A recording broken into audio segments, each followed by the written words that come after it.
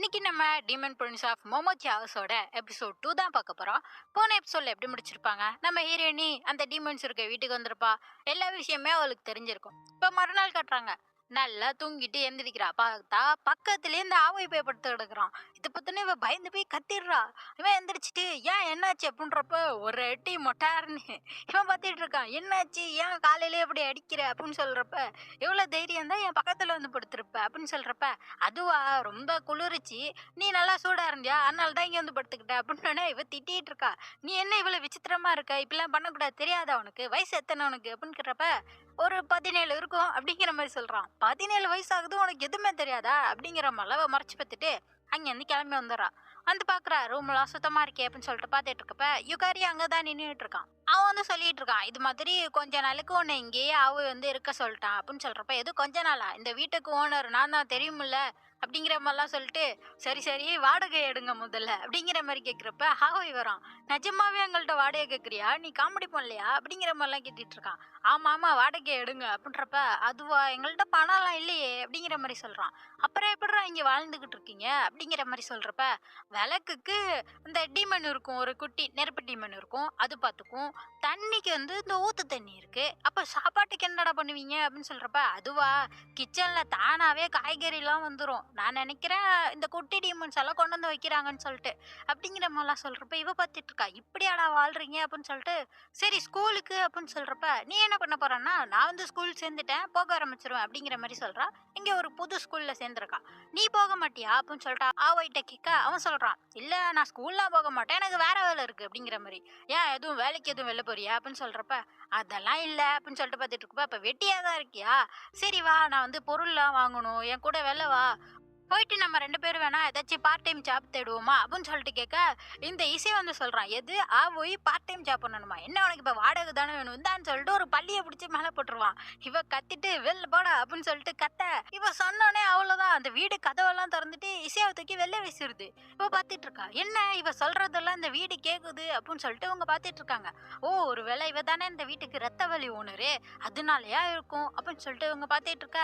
அப்படியே நைட் ஆயிருது, தூங்கலான்னு சொல்லிட்டு வந்துட்டு இருக்கா. அப்ப வந்து சவுண்ட் கேட்டுட்டு இருக்கோம். இது மாதிரி யுகாரியும் விஷயம் சொல்லிட்டு இருக்காங்க. அவ்வி நீ ரொம்ப பவரெல்லாம் யூஸ் பண்ணிட்டு இருக்க, இந்த சீல் போடுறதுக்கு காரணமே ஹிமாரி பாதுகாப்பா இருக்கணும்னு சொல்லிட்டு தானே அப்படிங்கிற மாதிரிலாம் சொல்லிட்டு இருக்கப்ப, ஹிமாரி இதெல்லாம் கேட்டுட்டு விறுவிறுன்னு ஓடி போய் அங்க பாக்குறா. அவ என்னாச்சு அப்படின்னு சொல்லிட்டு பார்த்தா, அவன் வந்து அவன் பவர்லாம் யூஸ் பண்ணி ஏதோ ரிச்சுவல் மாதிரி பண்ணிட்டு இருக்கான். இன்னும் இந்த வீடு வந்து மித்த டீமன்ஸ்ட்டு இருந்து சேஃபா இருக்கணும், ஏன்னா வந்து ஹீரோயினியை தானே துரத்திட்டு இருக்குங்க, அதுக்காக இப்படி பண்ணிட்டு இருக்கானா. அவன் சொல்றான், இரு ட்ரெஸ் மாத்திட்டு வரேன் அப்படின்னு சொல்லிட்டு. அப்புறம் தான் ஹீரோ வந்து பேச ஆரம்பிக்கிறான். ஹீரோயினி கேட்குறா, என்னதான் இங்கே நடக்குது சொல்ல என்கிட்ட அப்படின்னு சொல்றப்ப, சரி உனக்கு என்ன வேணும்னு சொல்லிட்டு ஹீரோவும் எல்லாத்தையும் சொல்ல ஆரம்பிக்கிறான். நீ வந்து நுய்யா மாறுற, ஒமமுரி சாமாவும் நீ தானா, அப்போ நீ நுய்யா மாறுறப்ப உன்னோட சுயநினைவெல்லாம் உனக்குள்ள தான் இருக்குமா அப்படின்னு சொல்றப்ப, ஆமா என்னோட சுயநினைவோட தான் நுய்யா நான் மாறுவேன் அப்படிங்கிற மாதிரி இவன் சொல்லிட்டு இருக்கான். அதெல்லாம் பார்த்துட்டு, சரி எப்படி உனக்கு இந்த பவர் வந்துச்சுன்னு கேட்குறப்ப, இவன் சின்ன பிள்ளையில இங்கிட்ட சுத்திட்டு இருக்கப்ப இந்த வீட்டுல போட்டிருந்த ஒரு சீலை வந்து உடைச்சிட்டு உள்ள வந்திருப்பான். அப்பதான் பார்த்தா அங்க நிறைய டீமன்ஸ் இருக்கும்.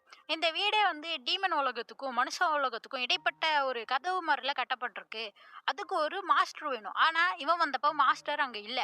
இவன் அங்க உள்ள வந்தோடனே அந்த வீடு இவனை மாஸ்டரா ஏத்துக்குச்சு. அதனாலதான் இவன் வந்து ஒமமுரி சாமாவும் நுயுங்கிற ஒரு டீமனாவும் மாற முடியுது. அதான் சொல்லிட்டு இருக்கேன். இவ பார்த்துட்டு இருக்கா, அப்ப நீ தெரியாம தான் இங்க உள்ள வந்து மாட்டிக்கிட்டியா, அப்ப நான் வந்திருந்தா, நீ வந்திருந்தா நீ தான் வந்து இந்த வீட்டோட ஒமமொரி சமாவா மாறி இருப்ப, மாஸ்டரா மாறி இருப்ப அப்படிங்கிற மாதிரி சொல்லிட்டு இருக்கான். ஹிமாரிக்கு இதை கேட்டோன்னே கவலையாயிருது. அப்ப என் குடும்பத்தால தான் இங்க மாட்டிருக்கியான்னு சொல்றப்ப அவன் சொல்றான், அதெல்லாம் ஒண்ணும் இல்ல, டீமனா இருக்கவும் நல்லதா இருக்கு, பாரு இது ஒரு வித்தியாசமான உலகத்துல நான் சந்தோஷமா தான் இருக்கேன் அப்படிங்கிற மாதிரிலாம் இவன் சொல்லிட்டு இருக்கான். அப்படியே இங்க மறுநாள் கட்டுறாங்க. நம்ம ஹிமாரி பார்த்தோம் தூங்கிட்டு இருக்கா, அப்படியே கண்ணு முழிக்கிறா. அப்படி இவ அப்படியே தூக்கத்திலேருந்து எழுந்திருக்கிறப்ப, அவ ரூமுக்குள்ள வந்து செரி பிளாசத்தோட இதழ்களா வந்து விழுகுது. எங்கேருந்துடா இது வருது அப்படின்னு சொல்லிட்டு இவ கதவை திறந்தா, அங்க ஒரு பெரிய செரி பிளாசம் ட்ரீ.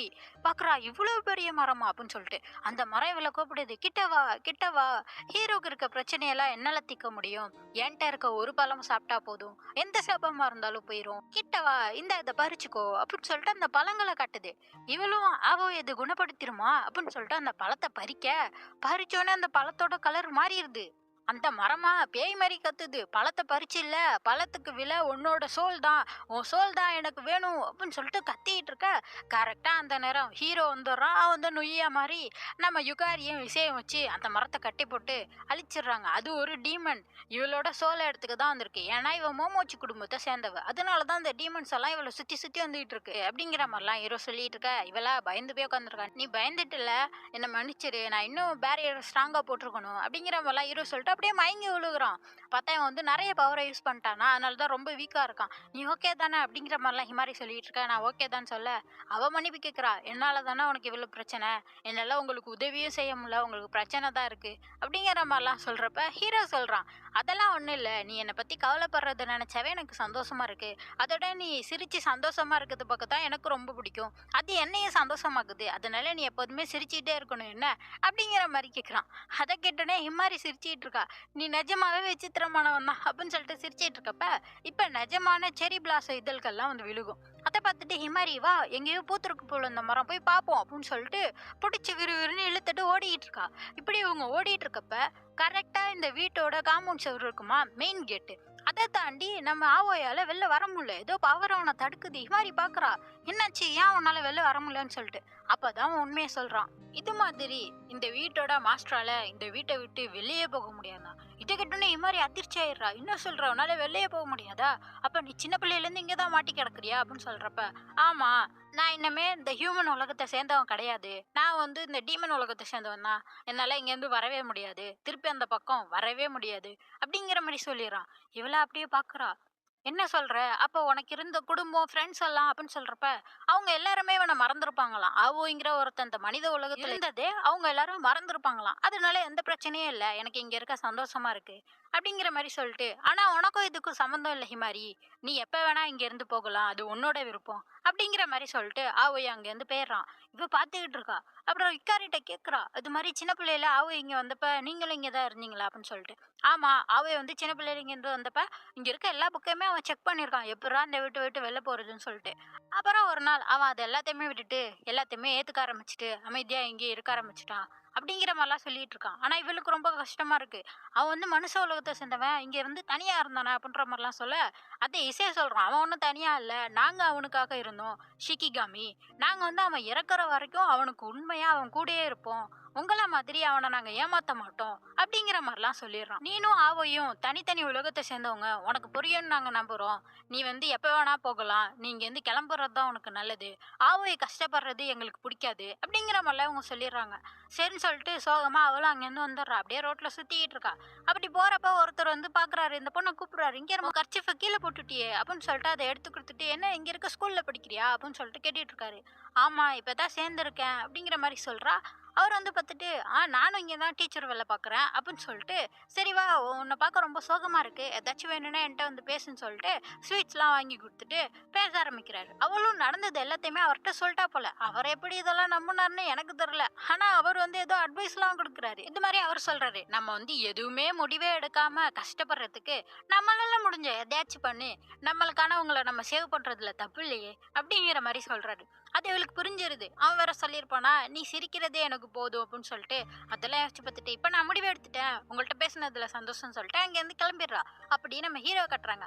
அவனா அந்த மெயின் கேட்டுக்கிட்டே நின்றுட்டு சோகமா பார்த்துட்டு இருக்கான். யுக்காரியும் விஷயம் பாக்குறாங்க. அங்க என்ன பண்ணிட்டு இருக்க, அந்த பொண்ணு வந்து பத்திரமா போயிருப்பா வா அப்படின்னு சொல்லிட்டு கூப்பிடுறாங்க. இல்ல, கொஞ்ச நேரம் நான் இங்க நின்றுட்டு வரேன் அப்படின்னு சொல்லிட்டு அவ அங்கேயே நிக்கிறான். அப்ப யுக்காரி சொல்றான், அவ வந்து அவளோட இடத்துக்கே போயிட்டா அப்படிங்கிற மாதிரி சொல்றப்ப, தெரியும், இருந்தாலும் அவளை சிரிச்சிட்டு நான் வழி அனுப்பிச்சு வச்சிருக்கலாம் அப்படிங்கிற மாதிரி ஆவோய் சொல்லிட்டு திரும்பினா பின்னாடி சவுண்டு நவருங்க நவருங்கன்னு சொல்லிட்டு பெரிய மூட்டையோட வந்து அவன் மேலே விழுந்துடுறா.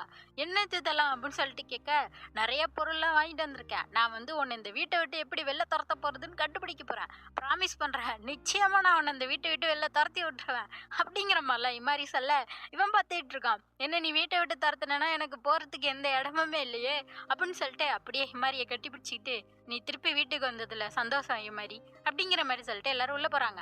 அப்படியே இந்த எபிசோட் முடியுது. அடுத்த எபிசோட் அடுத்த திங்கட்கிழமை வந்துடும். அதுக்கு மறக்காம சேனலை சப்ஸ்கிரைப் பண்ணிக்கோங்க. பை.